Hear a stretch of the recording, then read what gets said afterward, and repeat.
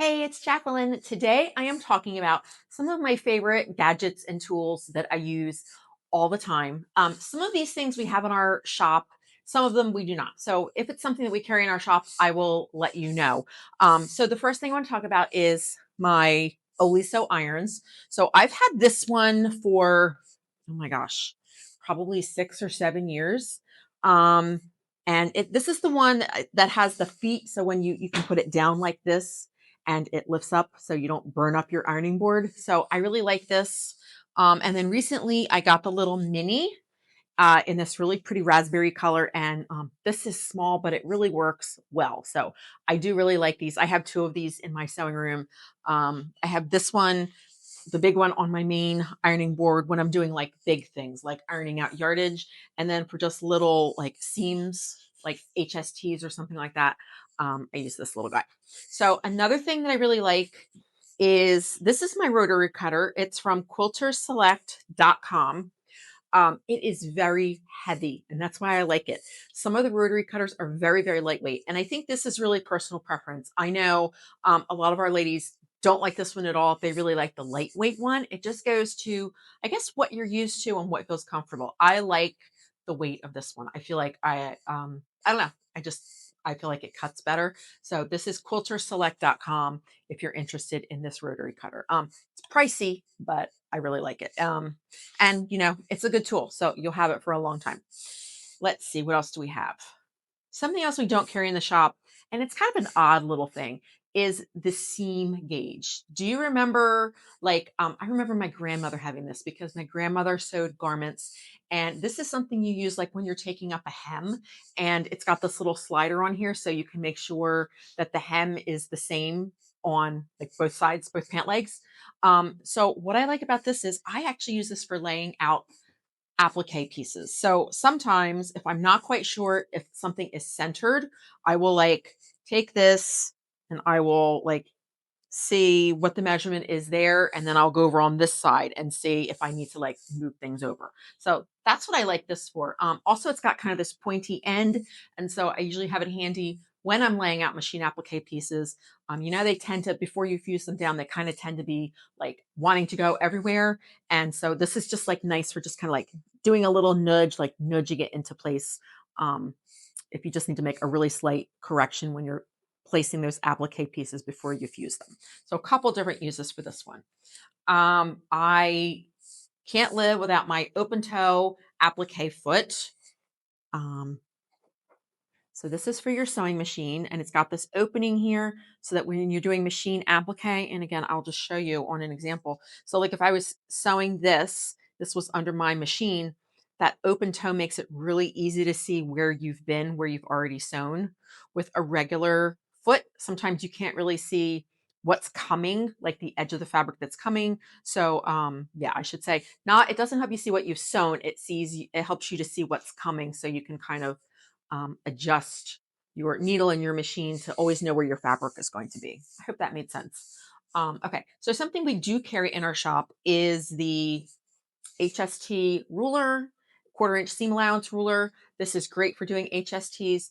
This I've had for a long time. This is the Fons and Porter, which they do not make anymore, but they make similar rulers, and we do have these in our shop. So we do a lot of HSTs in the club, and so this just is really, really handy.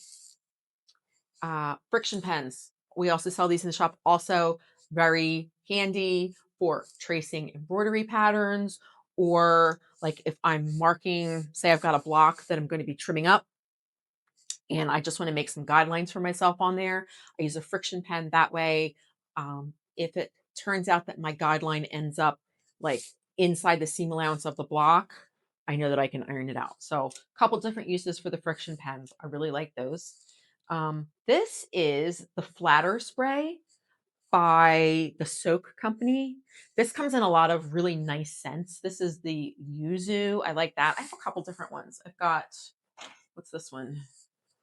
Celebration, fig. This is a favorite. Yuzu and the fig, I think, are my two favorites. And these are kind of the, if my Oliso iron going up and down is the sound of sewing to me, This is the scent of sewing for me. These are just nice for getting those seams nice and flat. It's kind of like a starch. It's like a lightweight starch. And I just spray this on my blocks before I press them. And it does help you to get a nice crease in them. So I like that a lot. Needles, I talk about these all the time. The fine, the fine glass head pins. I'm sure you can't see that because they are super fine, super sharp. They don't make holes in your fabric. They don't distort your fabric when you put them in there. So we sell these in the shop. These are my favorite pins. I use them for all of my sewing when I'm piecing my blocks. So let's talk about some hand work because I do a lot of not hand applique, hand embroidery. So some things that are useful. You have got to be able to see to do good hand embroidery. I get compliments on my hand embroidery.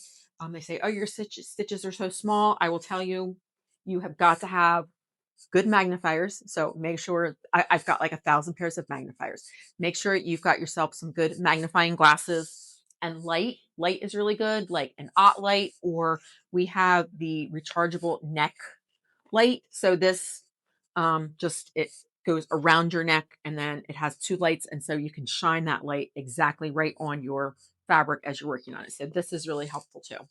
What else? Also for hand embroidery, I talk about this a lot too, having the heat and bond interfacing. We have this in the shop. This just helps give some body to your fabric, helps hide those floss ends on the back. So I always use the interfacing on the back of every single hand embroidery project. You've got to have pretty flosses to do hand embroidery. We just recently started carrying these curated floss collections.